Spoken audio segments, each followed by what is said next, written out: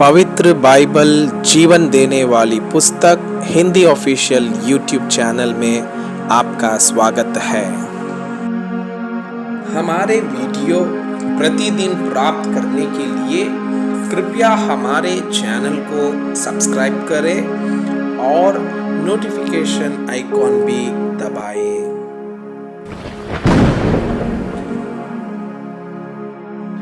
आज का पवित्र बाइबल पाठ दूसरा इतिहास के पुस्तक अध्याय 30 फसह का पर्व मानने की तैयारी। फिर हिजकिय्याह ने सारे इज़राइल और यहूदा में कहला भेजा और एफ्राइम और मनासे के पास इस आशय के पत्र लिख भेजा कि तुम यरूशलेम को यहोवा के भवन में इज़राइल के परमेश्वर यहोवा के लिए फसह मानने को आओ। राजा और उसके हाकिमों और यरूशलेम की मंडली ने सम्मति की थी कि फसह को दूसरे महीने में मनाएं। वे उसे उस समय इस कारण ना माना सके थे क्योंकि थोड़े ही याजकों ने अपने अपने को पवित्र किया था और प्रजा के लोग यरूशलेम में इकट्ठे ना हुए थे। यह बात राजा और सारी मंडली को अच्छी लगी। तब उन्होंने यह ठहरा दिया कि बेरशेबा से लेकर दान के सारे इज़राइलियों में यह प्रचार किया जाए कि यरूशलेम में इस्राएल के परमेश्वर यहोवा के लिए फसह मानने को चले आओ, क्योंकि उन्होंने इतनी बड़ी संख्या में उसको इस प्रकार न मनाया था जैसा कि लिखा है।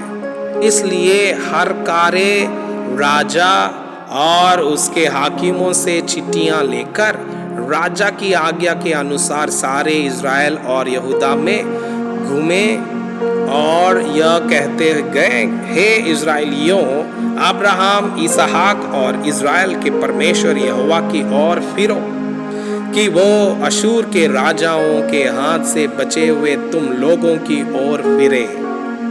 अपने पुरखाओं और भाइयों के समान मत बनो, जिन्होंने अपने पूर्वजों के परमेश्वर यहोवा से विश्वासघात किया था और उसने उन्हें चकित होने का कारण कर दिया, जैसा कि तुम स्वयं देख रहे हो। अब अपने पुरखाओं के समान हट न करो, वरन यहोवा के अधीन होकर उसके उस पवित्र स्थान में आओ जिसे उसने सदा के लिए पवित्र किया है, और अपने परमेश्वर यहोवा की उपासना करो कि उसका भटका हुआ क्रोध तुम पर से दूर हो जाए। यदि तुम यहोवा की ओर फिरोगे तो जो तुम्हारे भाइयों और बाल बच्चों को बंदी बना के ले गए हैं, वे उन पर दया करेंगे और वे इस देश में लौट सकेंगे, क्योंकि तुम्हारा परमेश्वर यहोवा अनुग्रहकारी और दयालु है। और यदि तुम उसकी ओर फिरोगे तो वो अपना मुंह तुमसे ना मोड़ेगा। इस प्रकार हर कार्य एफ्राइम और मनासे के देशों में नगर नगर होते हुए जबूलून तक गए, परंतु उन्होंने उनकी हंसी की और उन्हें टट्टों में उड़ाया। तो भी आशेर, मनासे और जबूलून में से कुछ लोग दीन होकर यरूशलेम को आए। यहूदा में भी परमेश्वर की ऐसी शक्ति हुई कि वे एक मन होकर जो आज्ञा राजा और हाकिमों ने यहोवा के वचन के अनुसार दी थी उसे मानने को तैयार हुए। फसह का मनाया जाना।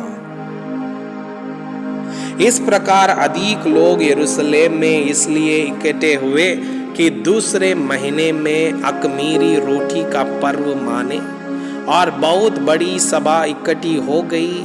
उन्होंने उठकर यरूशलेम में की वेदियों और धूप जलाने के सब स्थानों को उठाकर किद्रोन नाले में फेंक दिया।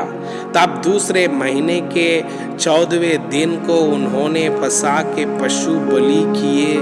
तब याजक और लेवीय लज्जित हुए और अपने को पवित्र करके होम बलियों को यहोवा के भवन में ले आए। वे अपने नियम के अनुसार अर्थात परमेश्वर के जन मूसा की व्यवस्था के अनुसार अपने अपने स्थान पर खड़े हुए और याजकों ने रत्न को लेवियों के हाथ से लेकर छिड़क दिया, क्योंकि सभा में बहुत ऐसे थे जिन्होंने अपने को पवित्र ना किया था।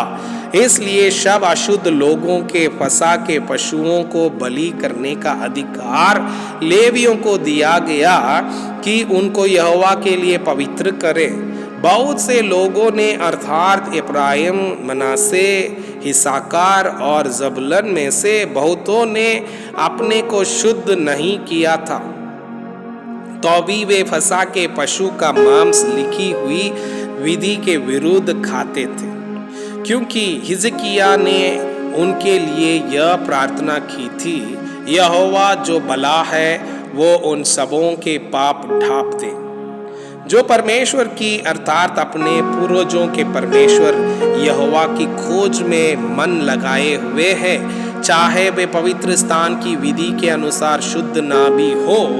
और यहोवा ने हिजकिय्याह की यह प्रार्थना सुनकर लोगों को चंगा किया। जो इज़राइली यरूशलेम में उपस्थित थे वे 7 दिन तक अख़मीरी रोटी का पर्व बड़े आनंद से मनाते रहे और प्रतिदिन लेवीय और याजक ऊंचे शब्द के भाजे यहोवा के लिए बजाकर यहोवा की स्तुति करते रहे। जितने लेवीय यहोवा का भजन बुद्धिमानी के साथ करते थे उनको हिजकिय्याह ने शांति के वचन कहे। इस प्रकार वे मेल बलि चढ़ाकर और अपने पूर्वजों के परमेश्वर यहोवा के सम्मुख पापांगीकार करते रहे और उस नियत पर्व के 7 दिन तक खाते रहे। फसह का दूसरी बार मनाया जाना। तब सारी सभा ने सम्मति की कि हम और 7 दिन पर्व मनाएं। अतः उन्होंने और 7 दिन आनंद से पर्व मनाया, क्योंकि यहूदा के राजा हिजकिय्याह ने सभा को 1000 बछड़े और 7000 भेड़ बकरियां दे दी और हाकिमों ने सभा को 1000 बछड़े और 10,000 भेड़ बकरियां दी और बहुत से याजकों ने अपने को पवित्र किया। तब याजकों और लेवियों समेत यहूदा की सारी सभा और इस्राएल से आए हुओं की सभा और इस्राएल के देश से आए हुए और यहूदा में रहने वाले परदेसी इन सबों ने आनंद किया। इस प्रकार यरूशलेम में बड़ा आनंद हुआ, क्योंकि दाऊद के पुत्र इज़राइल के राजा सुलेमान के दिनों से ऐसी बात यरूशलेम में ना हुई थी। अंत में लेवीय याजकों ने खड़े होकर प्रजा को आशीर्वाद दिया और उनकी सुनी गई और उनकी प्रार्थना उसके पवित्र धाम तक अर्थात स्वर्ग तक पहुंची। मैं आपसे यह अनुरोध करता हूं कि कृपया आज का बाइबल पाठ को अध्ययन करें और जिन वचनों के द्वारा आप प्रभावित हुए उसे अपने कॉपी में लिखें और आज दिन भर इस वचनों को अपने जीवन में अभ्यास करें। परमेश्वर चाहता है कि आप उनके